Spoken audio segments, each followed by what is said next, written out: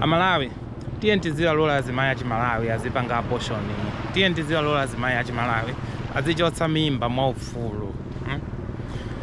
Kukama nkhani ya abortion ku Malawi ko tiyenera kuyambira ku Malawi Police Service kumene kunali kandala kena ake Mr. Kalitsa. Anga nyenga Azimayi mochilisa kaso kumene. Akapasa ma promotion ndalama chani anaidolo wina ake odabwitsa. Tsoka ilo amayi akunyumba anapeza ma WhatsApp message ndi anayika pa internet naona pamene kandala kacha pakanana kachotsa chani chiti. Kati mwa message amene amuna message mos imene ndikufuna iyike mu video iyi. Azimayi akananena kuti ndinali ndi mimba ndeni nakapita ku clinic ya ku area 18 kandi itiyo ndakachotsa kaya mafuna ndalama kaya chani. Apa ndo ndikumwa makhala pano ndikupeza bwino. Okay? Ino ndikumafunsa kota ise moto mbaya. Kukambiranje nkhani yakandala ka polisi inathakale kale anakachotsa mimba. Tinaseka, tinaziwa. Chimene ndifuna ndikuuze na Malawi ndi chakuti ndifuna ndikuuzeni kuti mkulu wa polisi kumene koko. Chibwenzi chake chinakachotsa mimba. Iye ndimadabwa kuti kodi ndala yoyo anamangidwa. Kodi doctor amene ana mchotsesa mimba Azimayi anamangidwa. Kodi apolisi anachitapo kanthu. Kodi zikufufuzidwa. Kodi chipatala chake anapichita chiticho.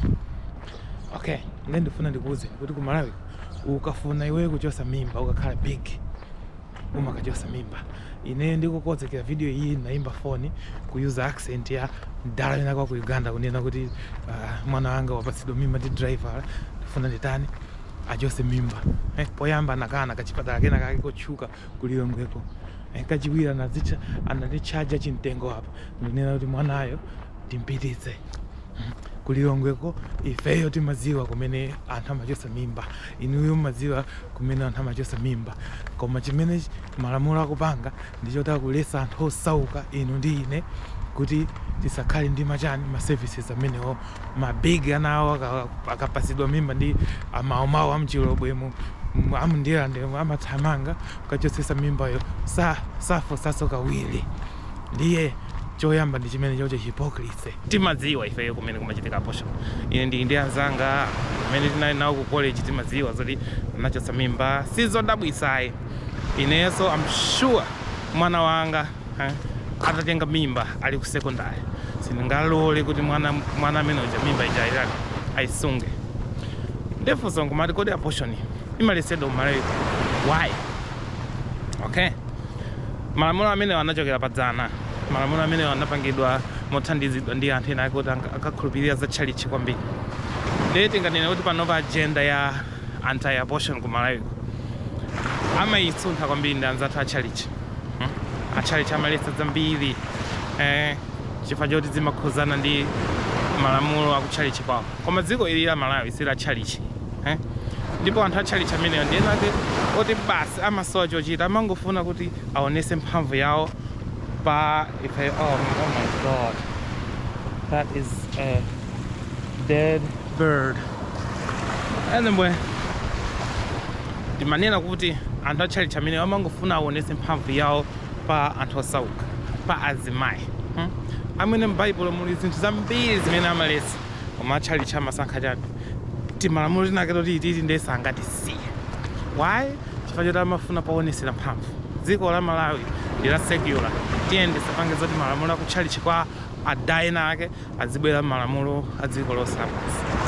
Tukambiranje zimenezi. Number 2, kuchotsa mimba ndi ufulu wa Azimayi. Kuchotsa mimba ndi ufulu wa Azimayi. Sizoti chigololo chisakhale chani punishment yoti iwe chifukwa choti wapanga chigololo basi mimba ikuyilera. Ku Malawi kuna mwene ma contraceptives amasowa kuti munthu akapeze poyika implant, kuti munthu akapeze mapilisi, kuti munthu akapeze ma condom. Ndi makamaka Azimayi, makamaka akumudzi ndi zinthu zake zochitisa very hard.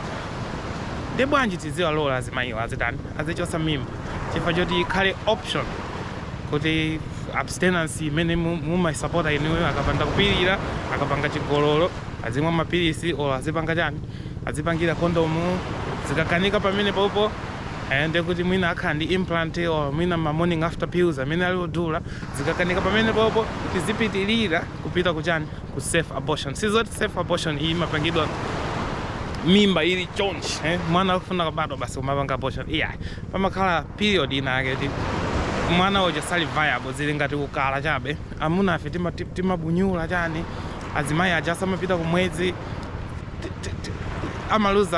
amaluza chani madzira awo chimozimozi ndi abortion umakhala magazi chabe ngati mwa munthu sizoti ndi munthu ndi anthu ambiri atchali chabe ndikupha sikupha chifachoti ukagwisa ntchito condom muja ukala uja muli under 15 up to 15 billion zimayi akapita kumwezi magazi aja amakhala kuti mwana amene ujayo sanapangidwe sizoti wapha ndi chilengedwe munthu ukamafuna kubereka mwana uzikhala kuti wakonzeka uzikhala kuti wasankha osati chifukwa choti you're trapped osati kuti wagwera mu msampha ndetiye ndiziwapasa azimayiwo ma options onse monga ufulu wawo azisankha zochita ndi thupi lawo nkhani zochosa mimbazi zikungophinjiriza anthu amene alibe ndalama zikungophinjiriza anthu amene ali osauka anthu a ndalama akumapangabe abortion chachiwiri ndi chakuti anthu osauka afe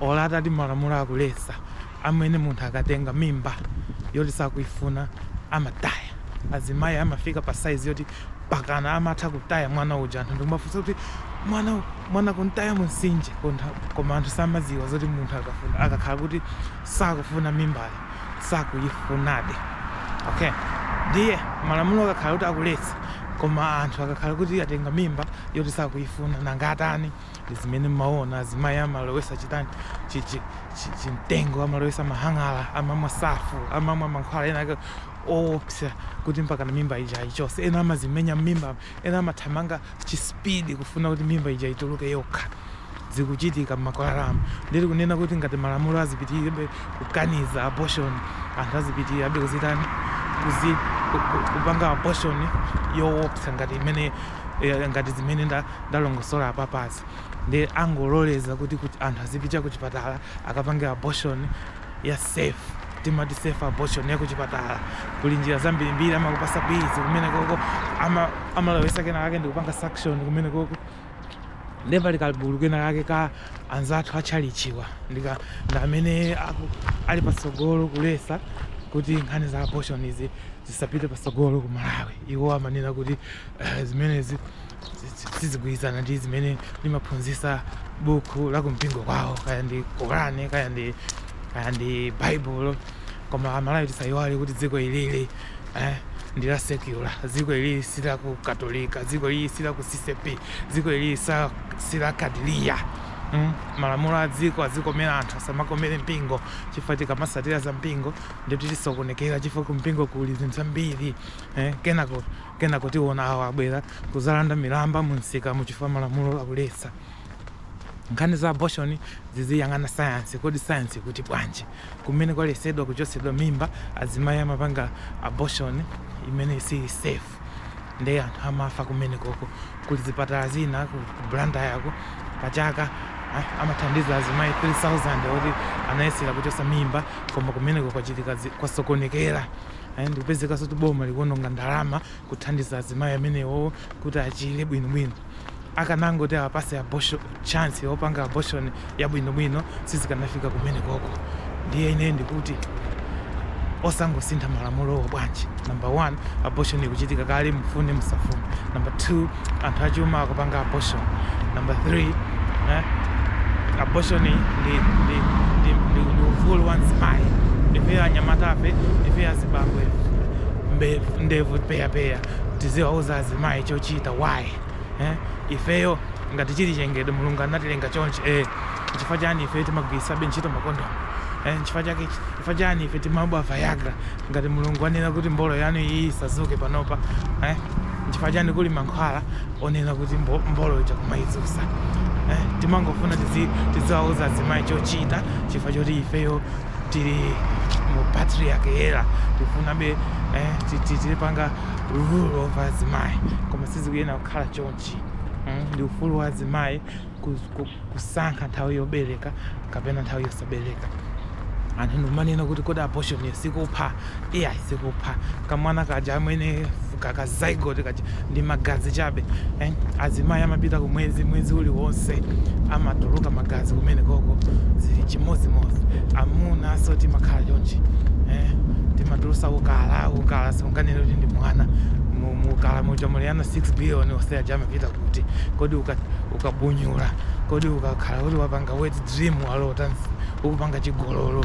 imene iyo ndiyo kuti ndikupha ayi musataye nazo nthawi zimene amakuwuzani achalichiwa ndi amene akudana ndi nkhani zopitisa pasogolo dziko lathuli progressive policies amwene ka zygote kaja kamakhala 52mm nthawi imene amapanga abortion sizoti abortion azipanga mwana ali wa miyezi 8 yayi amapanga msanga watenga mimba munthu uzikhala ndi ma-option choyamba abstinence okay tamva kuzilesa chachiwiri muziuza makondomu chachitatu mwina nzimayiyo akhale ndi chani ma-implant ngati alibe ma-implant zakanika amwe mapilisi ngati mapilisi akanika pazikhalanso chani option yoti munthu uja ndikumachosa mimba chifukwa chakuti kumalayiko anthu ambiri ndalama alibe kumuzi makondomu kulibe kumuzi anthu kumene koko alibe mpata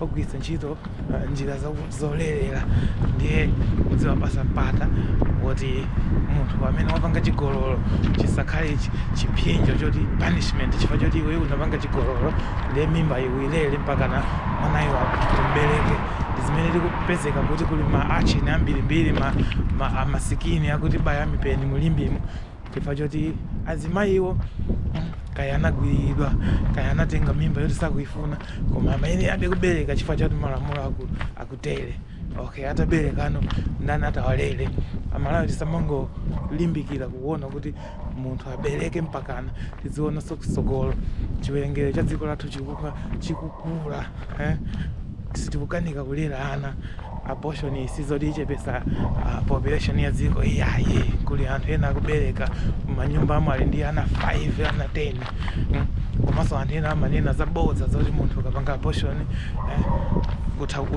utha kusiya kubereka ndisabodza kulibe research imene imanena zoti munthu amene wapangapo abortion amasiya kubereka tioneseni mapepala ndiye musamangotengeka ndi zinthu zimene akukamba makamakanza atha kutchalichiwa zongofuna kuti basi akhalibe ndi mphamvu yolamulira azimayi tiyeni tiziwalola azimayi azipanga zimene akufuna ngati watenga mimba siyoti sakuyifuna ayichose zili ngati munthu iweyo ukubunyula ku nyumba kwakoko zili ngati ena ake avala kondomu imene mujamu muli ana ambirimbiri zili ngati mzimayi amene sanatenge mimba amapita kumwezi magazi amachoka amene mujamu ndi mwana hafa amene ujayo ndiye amalawi ife tisamapange zoti tizioneka madolo tizioneka ngati kuti ife ndi opemphera kwambiri tizioneka ngati kuti tili hole kwambiri kuposa aliyense chifukwa tikayamba zosatira zakutchalichizi ndiye tiyamba kugwirana pakhosi chifukwa kumene kokoso kuli zinthu zambiri zimene iniwo mukupanga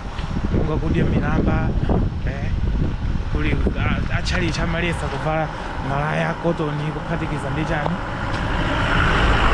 aduse kaigalo amene kuphatikiza ndi polyester malamulo amalesa mzimayi wakumwezi kupanga izo malamulo amalesa munthu otali ndi matenda akuda kuti kukhala ndi anzake ndiye sitingasatire ife za mubaibulo mwanumo sitingasatire ife za mkolani mwanumo chifukwa tikayamba ndi kuti sitisiya malamulo amene ali m'baibulomo ndiye akalekale ku yudeya siwoti angatithandize anthu amene tili mu 2023 2024 ngati ife ndiye tiziyang'ana ku sayansi anthu onse aku sayansi madokta aku medicine amanena kuti yayi zofunikira kuti dziko hili lizilola kuti azimayi azikhala ndi mpata wochosa mimba zimene sakuzifuna komanso malamulo sayansi imanena malipoti amanena kuti alesa azimayiwo